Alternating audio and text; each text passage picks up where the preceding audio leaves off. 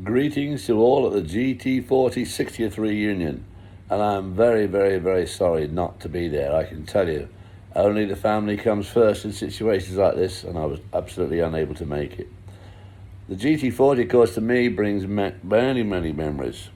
It's 61 years ago this year that I drove the Mark 6 Lola, the forerunner of the GT40, at the Le Mans 24-hour race in France with Richard Atwood. We had a lot of problems with the gearbox. We had to have it apart in the middle of the night.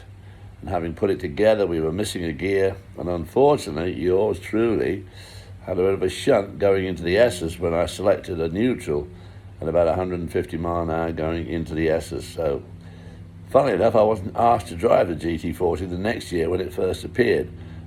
Poor Eric Broadley, who had, of course, come up with the concept with the Lola Mark 6, kind of got left out of things after a while. Influences from Ford, Carroll Shelby, John Wyer, Alan Mann, and others sort of kept him sidelined on the project, and it was a great shame for him that he wasn't more involved. The next time I drove a GT40 was the first time I ever drove at the old Spa. Now, you talk about dangerous and fast, that had it all.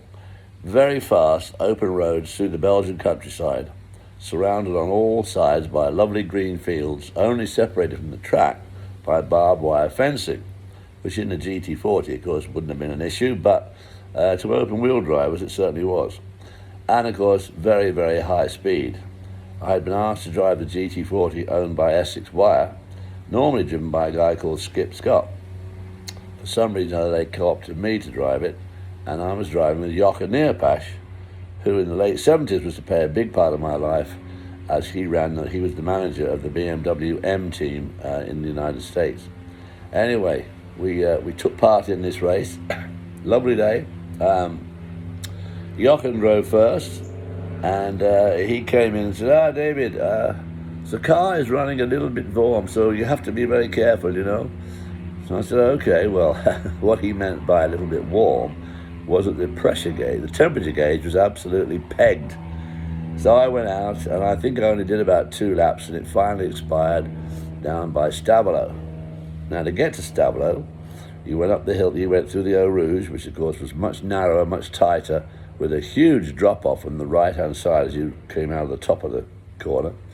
Up the hill, the Kemmel Straight, which we still have today, then over the top of the hill, where the Les Combes chicane is now, and then you went on down a hill, a very high speed, and then came Burnville, which is a long, long, long right-hander with houses right up almost to the apex of the corner. A bit of a sidewalk on which used to sit intrepid Belgians in their deck chairs watching you go past at 160 miles an hour, about 2 inches off the end of their feet.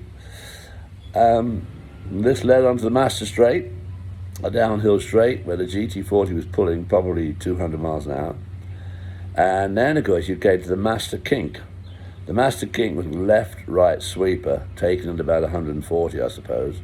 But, of course, it went right through the middle of the village of Master.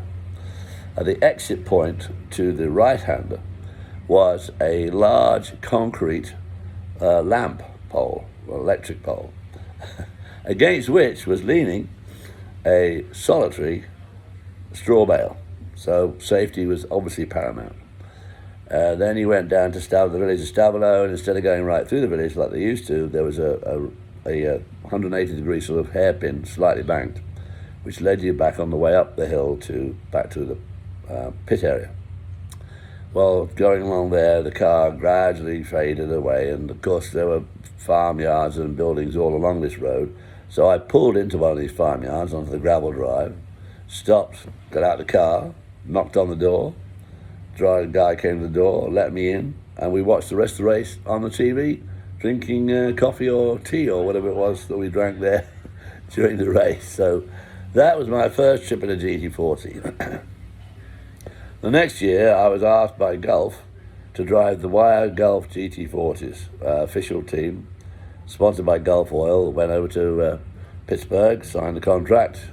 And this was my first. I'd been racing them for about 10 years, and this was really my first actual signed, paid-for drive. We got $750 for every race, up to 1,000 Ks.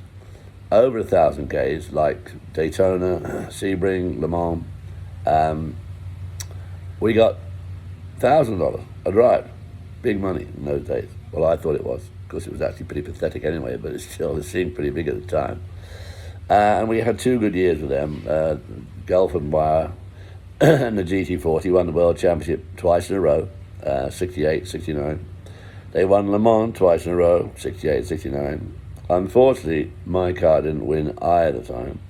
Although in 1969, there's a very good story to say that we should have won, because that was when Ickx made his famous strolling start across the start. It was the last ever true Le Mans running start, and he objected to them strenuously.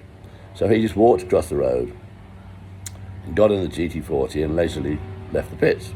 Meanwhile, I did the usual run-in start, got off to a good start, and was running in the top 6 or 7 as we went down the Mulsanne Straight for the first time, putting my seatbelt on, which is a bit tricky when you're doing, close to 200 miles an hour. But it was that was one of the things that he was protesting against. Unfortunately, on that first lap, there was a horrible crash at the White House, which is a corner that's no longer there, where John Wolfe, driving the first 917 Porsche, had a terrible crash, and he was killed, took out Chris Amon and a whole number of other cars. And I got there before the crash. Jackie Ickx got there long after the crash. So from the end of the second lap, our car was a lap ahead of the Ickx Oliver car, where we stayed for most of the race. We're all doing about the same speed, obviously, lap times.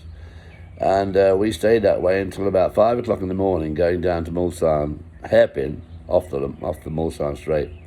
I had a complete brake failure, and the pedal went straight to the floor, which I pumped furiously, which did bring back some retardation.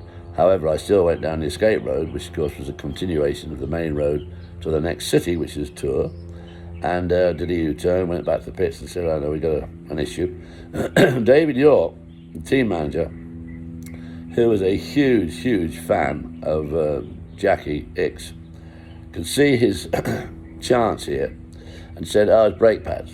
And I said, "No, it's not brake pads, it's a lot more than brake pads." And he said, "Look, you drive it, I'll tell you what we need to do." So of course we changed the pads, which in those days was a very long procedure. Take the bodywork off, to take the pads out was quite a procedure. Everything was red hot, everybody's wearing asbestos gloves, long tongs to get the pads out, put the whole thing together, go down the pit lane, and guess what? Still no brakes.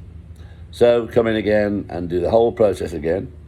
This time, by looking, they found a small hole in the brake pipe, which was joining one side of the caliper to the other. This wasn't an integral caliper. This is a caliper, the halves of which were joined by a small pipe, which had been had a hole scored in it by a wheel weight that was on the inside of the wheel.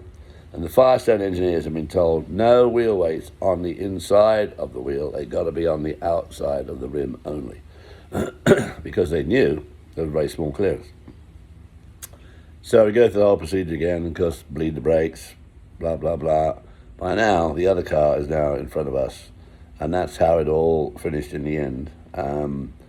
They win with a absolutely incredibly close finish with Hans Hermann and Gerard Larousse, and we came third.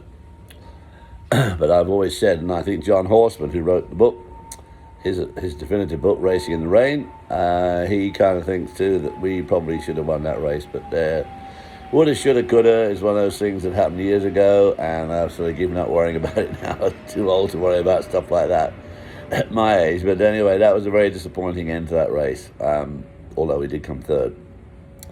And then in 69, again, I changed. In 68, I drove with Paul Hawkins. And in 69, I drove with Mike Harewood. And we had a lot of fun together, and that was the year that we should have won the race, probably. In 1968, I did win Monza with Paul. We should have won Watkins Glen. We were leading the other cars significantly, which had an oil issue. And David York, again, said to me on a pit stop, "Look, we want Jackie Ickx to win the race." We were lying first and second anyway. There was just no competition. And we were lying first and second anyway. So I said, "Well, I don't see what difference it makes." He said, "Well, I want Jackie Ickx to win." So being a neophyte and my first real paid driver, I'm not going to buck the trend, am I? I said, okay, so Paul and I let Jackie win that one. And then I never drove a GT40 again after that, but of course, to me, it was really a revelation. It was a fantastic car to drive, still one of my favourite cars to drive. As a long distance car, it was probably one of the best. Lovely gearbox, that ZF gearbox was beautiful to use. Car didn't get too hot, great visibility, no handling vices at all. It didn't have any push or sudden snap oversteer. The whole thing was a great long distance car to drive, I must admit, and very comfortable. You weren't cramped, you weren't jammed in. And the only other car that ever came close to it was the Porsche 962 in the 80s, in the late 70s and 80s. That was a great long distance car as well. But the GT40 by then was very reliable, and even though our engine did blow in the 1968 Le Mans with Paul Hawkins. And so we had a good time with the GT40, so it means a lot to me. And the 60th reunion obviously would have been a great event to follow and be with and be a part of, and I really miss it. And I hope you guys have a great time, have a great weekend, lots of memories, lots of talk, lots of bar talks going to go on. I can't imagine how or why. And I'm only so sorry that I'm going to miss it. So anyway, from David Hobbs for the 60th reunion of the GT40, here's to you, and have a really, really, really good time and a great reunion. And thank you very much for asking me, and I'm just so sorry I can't be there. Have a good time, guys.